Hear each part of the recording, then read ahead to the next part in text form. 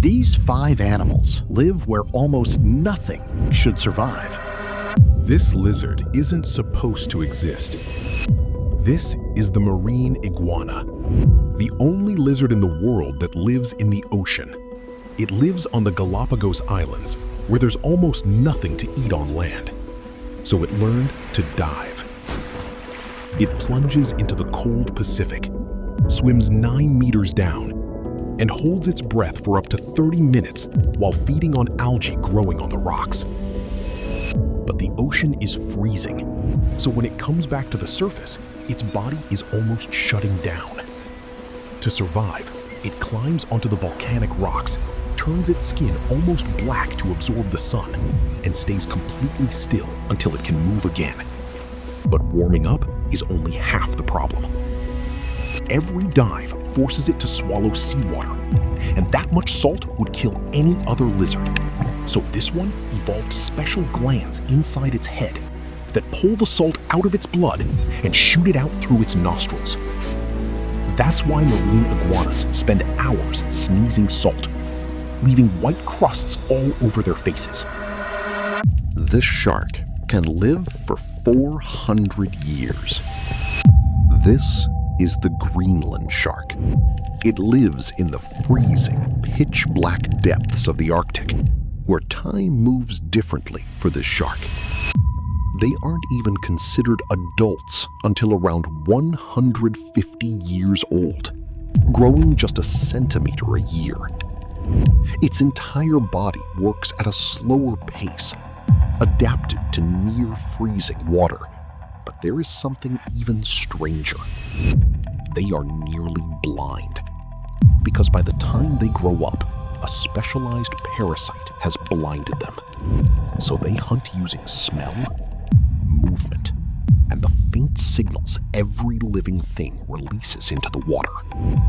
Once it locks onto something, it can keep drifting closer without ever needing to speed up. This animal spends every summer collecting flowers. This is the pika.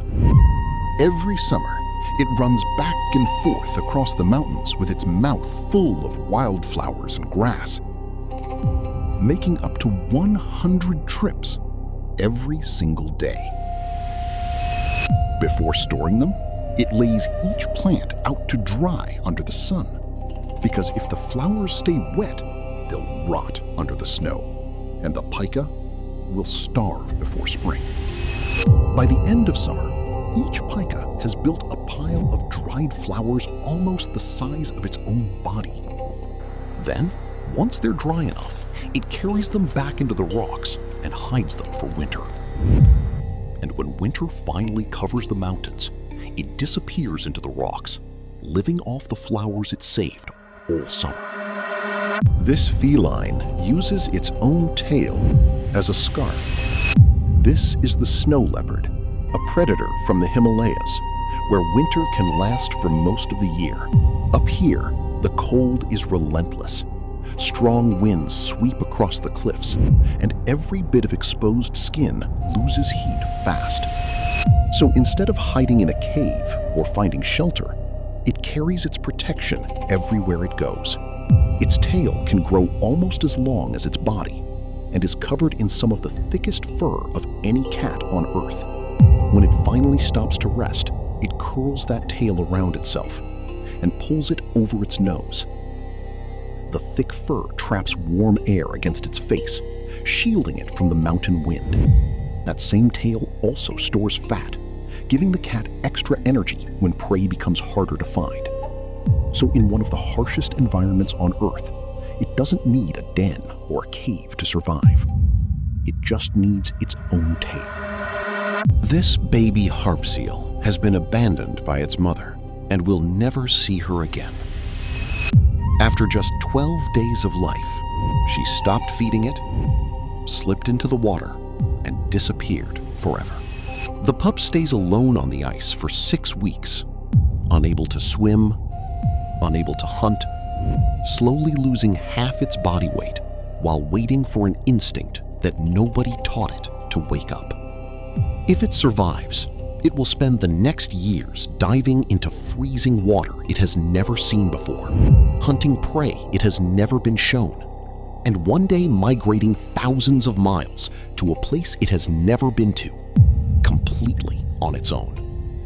It grows up never recognizing its mother again.